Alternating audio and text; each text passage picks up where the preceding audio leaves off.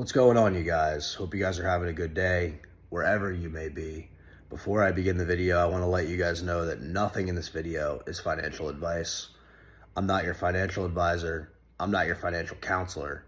What you decide to do with your money is up to you, okay? And you need to take responsibility for your buys and your sells. With that being said, let's get into the content. So I got a question from somebody in the block, and he asked me what my opinion on a specific coin that he wanted to get involved with, okay? And he asked me how much of my total portfolio that I should allocate into this specific coin, okay? The guy is getting involved in crypto. He is involved already, okay? But he doesn't, it sounds to me, based on what he's telling me, that he doesn't have good position sizes, okay? And what does position sizes mean? So what a lot of guys do in crypto, or a lot of people do in crypto, is they will have what is called an off-balance portfolio. Okay, what's an off-balance portfolio? What's an off-balance portfolio is when you have coins, or you have tokens, or you have a lot of things in crypto. Let's say you have, let's say you have 20 coins as an example, right? But the coins, the amount that you have in each of those coins doesn't make any sense based on how the market is structured fundamentally, okay? And I see this problem all the time. I see this problem with a lot of people investing. A lot of people will have a massive amount of, as an example, like meme coins, or they'll have a massive amount of lower cap, higher risk plays, and they won't have any blue chips, or they want to get into an altcoin, but they don't even have any of the, the layer one token for gas. Okay, so they just want to get the altcoin on chain, but they don't even have any of the L1, And depending, I mean that could work depending on your strategy, but the point is, you guys, is that you guys want to make sure that you guys have correct positions, okay? If you have your portfolio structured in a way that you have accurate and correct position sizes, okay, it's going to be a lot easier to manage your risk, okay?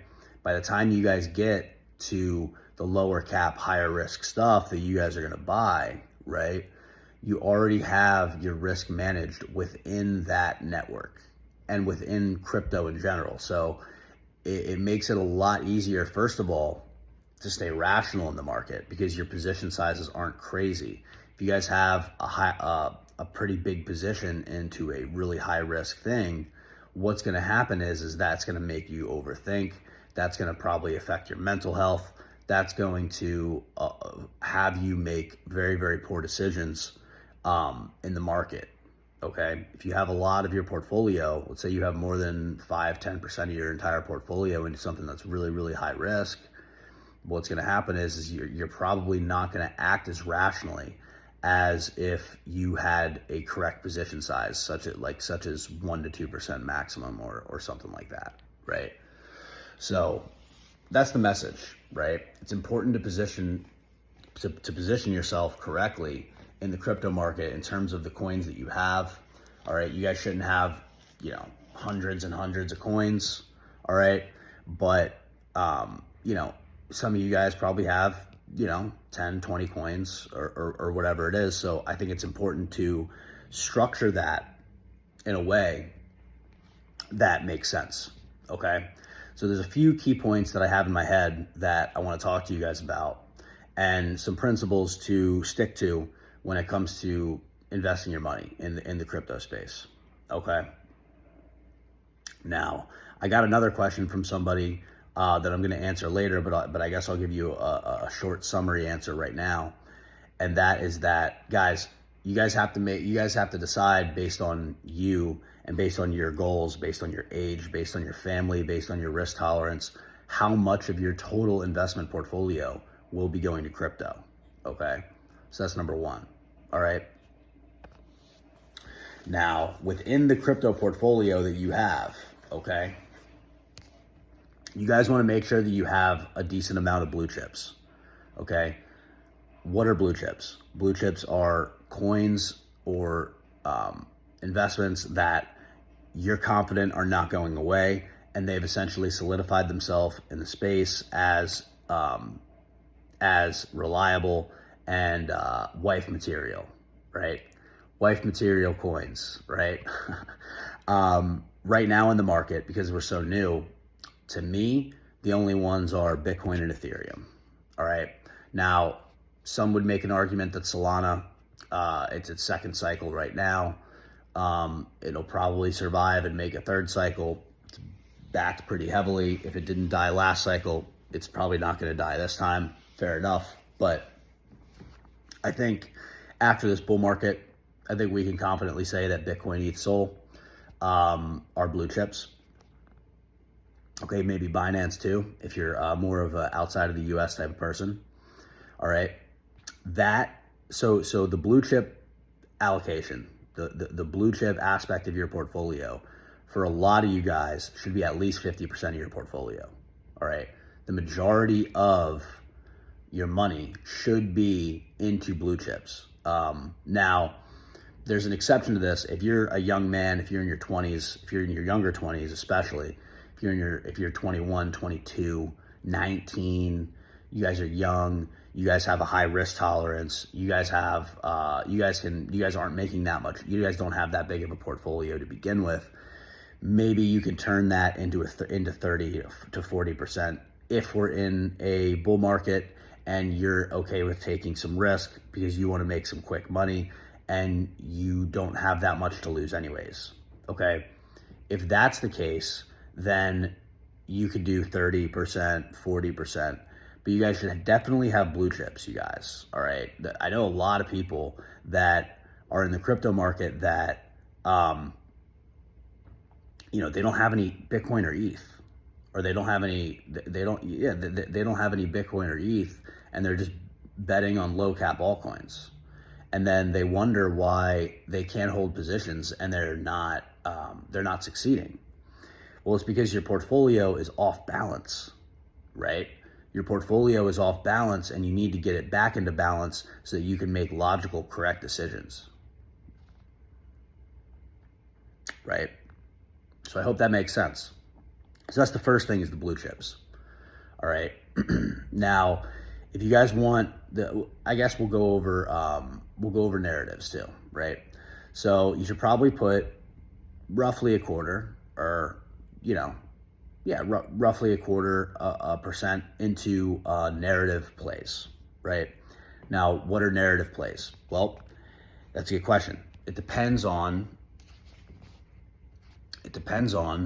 that light is messing up my video. That depends on what you're into and what you're interested in or learning in the crypto market. Some narratives, I'm going to make another video about this eventually. Some narratives to keep in mind for this bull market are, AI. AI is obviously a huge narrative this cycle, with the AI agents as well as the infrastructure, the rendering, the DPIN stuff. All that stuff is a narrative, right? So you got some AI exposure, maybe. You have maybe some GameFi, which is basically video games on a blockchain, but you can earn NFTs in the game, and then you can sell them on the open market. I think that's going to be a very, very big narrative in the future, but it just hasn't popped yet, right? It hasn't popped yet. So we just have to be patient with that. That's a narrative that I think is worth investing in, especially if you guys are aware of, you guys are into video games, or you guys are if you guys think that giving assets back to gamers will result in, a successful product long-term, then GameFi is another one. Okay. There are RWAs, aka real world assets, which basically it is tokenizing real world assets and putting it on the blockchain. Tokenized treasuries, tokenizing gold, tokenizing the stock, like a stock equity, and then putting a derivative on the blockchain, right? These are all narratives, okay? So roughly 20 to 25% of your portfolio can go to narratives, okay? Now the other 20 to 25% could go to layer ones. That could be non-blue chips, but they're blockchains that are new and they're probably undervalued, and there's opportunity to make a lot of money in those, right? Good example would be Sonic, right? You guys have seen my content talking about Sonic. Sonic's a great network. It's really, really, really, really fast, really secure, made by really good people, but it's not a blue chip yet, right? It just forked its blockchain into Sonic from Phantom. It's a little bit less established, a little bit less well known, but it's a blockchain that you see as undervalued. So you're value investing, and you're trying to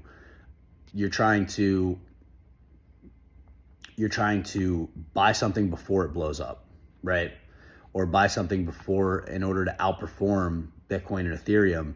You guys want to take you guys want to go down the risk curve a little bit, and you guys want to find things that are undervalued compared to where they're going, and based on the product that they have, you want to invest in value, right? So that would be another 20 to 25% of your portfolio, which would be layer ones. Now, within those layer ones, all right, I get this question too. If you are into Sonic, let's say you have $10,000 in Sonic or $5,000 in Sonic, right? And let's say 5 to 10 grand in Sonic, and you want to get some exposure to altcoins in Sonic. Let's say you want to get some Anon, or you want to get the main decentralized exchange with your Shadow. Let's say you want to get the lending borrowing protocol. Let's say you want to get the liquid staking protocol. All the applications on the Sonic network, right? It depends on where we are in the bull market, but generally speaking, within that ecosystem, if you have 10 grand in Sonic, right, you want to allocate anywhere from 20 to 40% into alts, probably 20 to 30% into the altcoins, and then your main position is Sonic, and it's the L1, all right? This is a huge problem too. A lot of people get greedy investing in altcoins on the main layer one because they're trying to outperform. Obviously, the goal, you guys, is to outperform the main coin, right? So if you're investing in altcoins in general, your main goal is to outperform Bitcoin and Ethereum, right? Now, if you're going deeper down, so let's say you're buying Sonic in order to in order to outperform Bitcoin and Ethereum in price, right? Now, let's say within your Sonic allocation, you want to get Shadow, or you want to get Beethoven X, or you want to get Brush, or you want to get one of the useful apps on Sonic. The goal of getting those altcoins, guys, is to outperform Sonic, the same way that Sonic is used to outperform Bitcoin and Ethereum, right? So again, position sizing, you guys want to make sure that you guys are mainly holding the layer one token, because that's where a lot of the risk is, right? A lot of the risk comes from you guys not positioning yourselves correctly, you guys buying an altcoin on a network. You don't have like proper risk management with the main L1, and then you end up losing that money because you're not positioned correctly. Your portfolio is not positioned right. So this is a good example of why it's important. You guys don't want to spread yourself to all high risk stuff all the time, right? You guys want to have a strict portfolio, and you guys want to have it make sense, so that you can sustainably make very, very, very solid gains in the crypto market.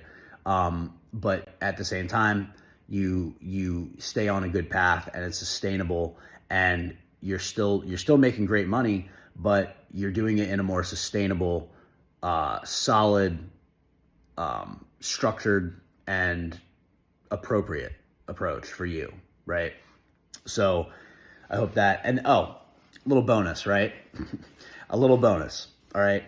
If you guys want to allocate 5%, roughly 5% of your portfolio into higher risk, more fun stuff, you can. Okay. If you do it, if you want to do it, you do it with coins that you're already in profit with. All right. So let's say you make a killing on Pepe, or you make a killing on Doge, or you make a killing on some coin, you take profits and you want to go back into, let's say you want to buy a meme coin on Solana or something like that, and you see the market going up. Maybe you have a competitive advantage in the meme coin. Who knows, right? It all depends. But 5% of your portfolio could be for fun. It could be used to allocate into a meme coin that you want to buy, or something that you think will do well, or degenerate yield farming, or trading, short trading on shorter time frames. That's what that percentage of your portfolio is. Okay. So I hope that makes sense. Little recap: how to position size correctly in crypto. You want to have at least half your crypto portfolio in Bitcoin and Ethereum, or Solana if you consider that a blue chip. Binance if you're outside of the US. Those are the blue chips, right? For now. All right. Then you want to buy a little bit, maybe 20% into narratives. Okay, 20% into narratives, AI, GameFi, real world assets, just new narratives that are coming out in crypto that you're paying attention to and you have conviction in yourself, right? Then 20 to 25% of your portfolio should go into other layer ones with the purpose of outperforming the blue chips, right? That's Sonic, that's Avalanche, that's XRP, that's Near Protocol, that's Ton Network, that's Tron, if that's what you want, Pulse Chain, whatever you're niched in. All right, you want to get that. Now within that, if you want to get altcoins on those layer ones, you want to make it 20 to 30% most likely of applications into that layer one. Okay, if you really want to, you could do 40%. Of 40% is going into all the different types of altcoins on that network. Okay, no more than that. You want to make sure that you have a base, a solid foundation in the layer one. All right, and then 5% of your portfolio can go to meme coins. 5% of your portfolio can go to degenerate yield farming. 5% of your portfolio can go to trading on shorter time frames. Okay, play money, right? That's play money, and that money should be only money that is already in profit, already in profit, and it's just money that you have that you're willing to lose. And if you're a degenerate and you have the time to be a degenerate, then you could do that. I'm giving you a little bit of I'm being reasonable, I'm being realistic. But no more than that, you guys, no more than that. And make sure that degenerate trading bag is on a separate wallet and disconnected from your main stuff. I made a video about how to properly have crypto, how to properly organize your money in your wallets. And I think you guys should watch that. So that's the end of the video, you guys. Long video explaining portfolio allocation. Hope this helps the member that asked me the question.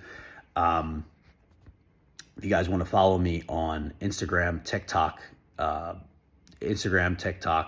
Chase Your Grace, YouTube, subscribe, like, let me know what you guys think about the content. Jump in the block. I'm gonna add the block as well into the description. Okay.